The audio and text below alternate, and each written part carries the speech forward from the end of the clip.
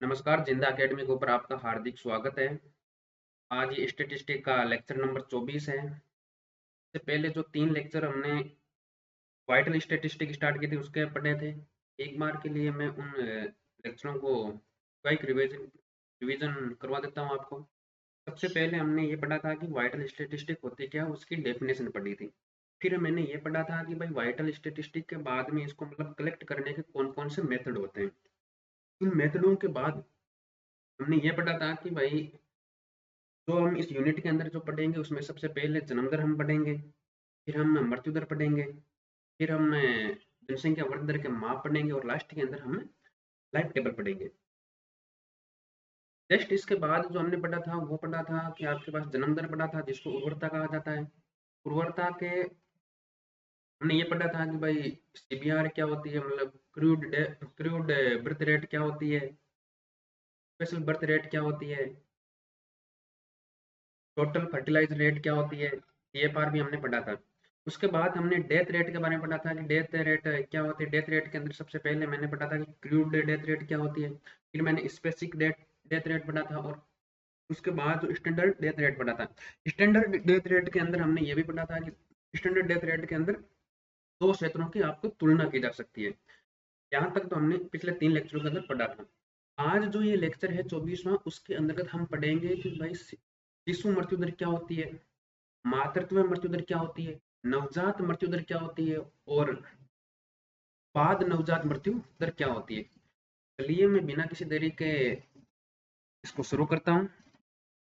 सबसे पहले जो ये घटनाएं होती है, अभी जो मैंने बताया था शिशु मृत्यु दर, मातृत्व मृत्यु दर और नवजात मृत्यु दर, ये 1 साल के मतलब शिशुओं के ऊपर अप्लाई की जाती है कि भाई किसी माता की मृत्यु शिशु की वजह से, मतलब शिशु को पैदा करने की वजह से यदि किसी माता की मृत्यु हो गई तो फिर वो मातृत्व मृत्यु दर के अंदर गिनी जाएगी।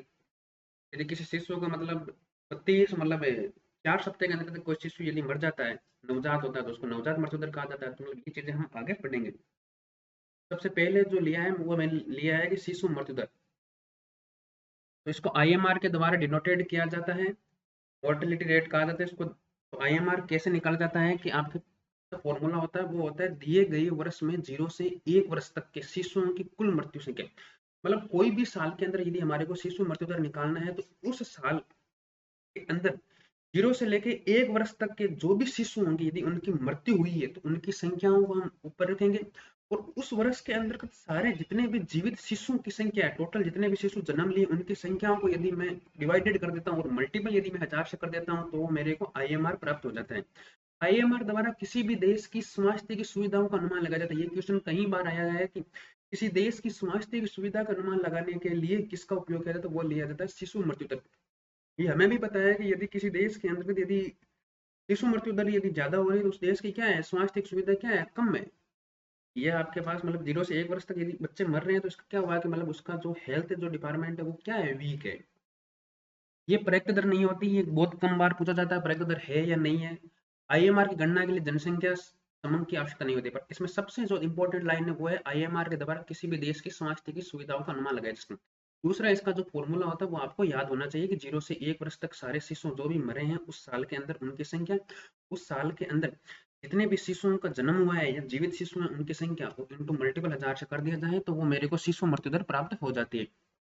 उसके बाद जो मैंने लिया है वो लिया है मातृत्व मृत्यु दर या फिर मैटरनल मोर्टेलिटी रेट। इसको एमएमआर के द्वारा डिनोटेड किया जाता है और इसकी जो डेफिनेशन है वो कई बार कई एग्जामों के अंदर पूछी जाती है। इसकी डेफिनेशन क्या है कि प्रति 1 लाख जीवित शिशु, प्रति 1 लाख जीवित शिशुओं के जन्म होने पर माताओं की मृत्यु को हम मातृत्व मृत्यु दर कहा जाता है। मतलब प्रति 1 लाख, मतलब 1 लाख यदि शिशुओं के ऊपर जितनी भी माताएं मरती है उनको हम कहा जाता है मातृत्व मृत्यु दर। तो इसका जो फॉर्मूला क्या होगा, कोई भी साल की यदि हमें मातृत्व मृत्यु दर निकालनी है तो उस साल के अंदर कितनी माताओं की मृत्यु हुई थी उन मृत्युओं की संख्या को हम ऊपर रखेंगे और उस साल के अंदर कितने शिशुओं को जन्म दिया था उन शिशुओं की संख्या को हम नीचे रखेंगे और मल्टीपल, मैंने प्रति लाख बोला था, मल्टीपल मैंने 1 लाख से कर दिया। फिर इसके अंदर क्या होगा कि मातृ मृत्यु दर के अंतर्गत उन माताओं को भी सम्मिलित कर लिया जाएगा जो गर्भावस्था के दौरान भी यदि किसी माता की मृत्यु होती है या फिर प्रसव एवं डिलीवरी के 42 दिन के बाद भी यदि किसी माता की मृत्यु होती है, उसको भी इस मातृत्व मृत्यु दर के अंदर ऐड कर लिया जाता है। फिर जो इसके बाद है वो है नवजात मृत्यु दर। नवजात मृत्यु दर को इंग्लिश में बोला जाता है नेनोनोटल मोर्टेलिटी रेट। नेनोनोटल मोर्टेलिटी रेट, जिसको एनएमआर के द्वारा दिखाया जाता है। ये क्या होता है, इसकी डेफिनेशन होती है कि प्रति 1000 जीवित जन्म। वही बात है कि आपके पास जैसे मैंने बोला था कि मतलब शिशु मृत्यु दर के अंदर का, तो वही डेफिनेशन यहाँ पर है कि प्रति 1000 जीवित जन्मों पर प्रथम 28 दिन के अंदर, यदि प्रथम 1 मंथ या 4 सप्ताह के अंदर मैं बोल देता हूँ, उसके अंदर यदि किसी शिशु की मृत्यु होती है तो वो नवजात मृत्यु दर के अंदर गिनी जाती है। तो जो फॉर्मूला होता है वो होता है एनएमआर के द्वारा डिनोटेड किया जाता है, इक्वल टू कोई भी एक साल की, यदि मेरे को नवजात मृत्यु दर निकालनी, एक साल की निकाला जाता है मृत्यु दर, तो उस साल के अंदर 1 मंथ के अंदर कितने बच्चे मरे उनकी संख्या, और उस साल के अंदर कितने शिशुओं का जन्म हुआ, उसको मैं उनकी संख्या को नीचे रख दूंगा और मल्टीपल कर दूंगा 1000 से, तो वो मेरे को नवजात मृत्यु दर मिल जाएगी। उसके बाद आता है बाद नवजात मृत्यु दर या प्रसवोत्तर मृत्यु दर, मतलब ये नवजात मृत्यु दर के बाद की जो मृत्यु होती है उनको कहा जाता है बाद नवजात मृत्यु दर। मतलब बाद नवजात मतलब होता है 28 दिन के बाद और 1 साल के भीतर भीतर जितने भी शिशुओं की मृत्यु होती है, उन शिशुओं की मृत्यु को बाद नवजात या प्रसवोत्तर मृत्यु दर भी कहा जाता है। तो यही मैंने डेफिनेशन लिखी है कि प्रति 1000 जीवित जन्मों पर जीवित के 28 दिन से लेकर 364, मतलब 28 दिन से लेकर 1 साल के भीतर भीतर जितने शिशुओं की मृत्यु होती है, उन शिशुओं की मृत्यु को बाद नवजात मृत्यु दर कहा जाता है। इसका फॉर्मूला वही है, किसी साल के अंदर हम निकालेंगे बाद नवजात मृत्यु दर, तो इसका फॉर्मूला दिया है दिए गए वर्ष में 28 से 364 दिनों के दौरान कुल नवजात मृत्यु संख्या अपॉन में दिए गए वर्ष में कुल जीवित शिशुओं की संख्या इंटू, यदि मैं 1000 से मल्टीपल कर देता हूं तो वो मेरे को बाद नवजात मृत्यु दर निकाला जाए। अब मैंने यहाँ पर देखा है कि मतलब नवजात और बाद नवजात के अंदर दोनों के अंदर एक ही साल का होता है। भाई पहले जो नवजात होता है वो 0 से 28 होता है, और बाद नवजात मतलब 28 से लेके 1 साल के भीतर।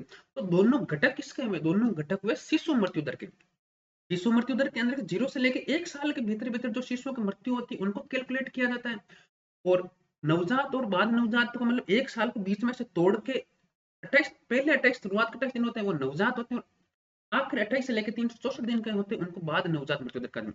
तो यही मैंने लिखा है कि बाद नवजात मृत्यु दर व नवजात मृत्यु दर शिशु मृत्यु दर के घटक होते हैं। ये क्वेश्चन कई बार पूछा गया है कि बाद नवजात मृत्यु दर व नवजात मृत्यु दर किसके घटक होते हैं, शिशु मृत्यु दर के, मातृत्व मृत्यु दर के, या फिर दोनों के, या फिर इनमें से कोई नहीं। जैसा क्वेश्चन आपके एग्जाम के अंदर बन सकता है, तो उसका जो करेक्ट जो आंसर होगा वो होगा शिशु मृत्यु दर के। तो चलिए आज हमने ये पढ़ा कि भाई सबसे पहले हमने शिशु मृत्यु दर पढ़ी, फिर मातृत्व मृत्यु दर पढ़ी, फिर हमने नवजात मृत्यु दर पढ़ी, और उसके बाद नवजात मृत्यु दर पढ़ी। सारे एक साल के अंदर हम निकालते हैं, किसी भी साल के अंदर हमारे दिमाग में आता है कि इस साल की नवजात मृत्यु दर या इस साल की मातृत्व मृत्यु दर क्या होती है, तो उसको निकालने के लिए मैंने आपको फॉर्मूला बताया कि उस साल के अंदर 1 लाख पर यदि माताओं की मृत्यु होती है, जन्मित शिशुओं पर यदि माताओं की मृत्यु, जितनी भी माताओं की मृत्यु होती है उनको हम कहा जाता है एमएमआर, या फिर मोर्टेलिटी रेट कहा जाता है, मेटरनल मोर्टेलिटी रेट कहा जाता है। तो ये आपके पास हो गए मातृत्व मृत्यु दर, नवजात मृत्यु दर और बाद नवजात मृत्यु दर। धन्यवाद। अगले वाले लेक्चर के अंदर हम जनसंख्या वृद्धि दर के जो माप होते हैं वो पढ़ेंगे। ये आजकल अब ये जो शॉर्ट शॉर्ट वीडियो ये आ रहे हैं, मतलब 4 या 5 मिनट का, ये इसमें क्या होता है कि मेरे को भी ज्यादा फायदा, मेरे को मोटिवेशन मिल जाता है कि 5 मिनट तक बोल देता हूँ, इसके बाद बोल नहीं पाता हूँ, तब तक नहीं बोलता, तब तक कोई रेस्पॉन्स नहीं आता है।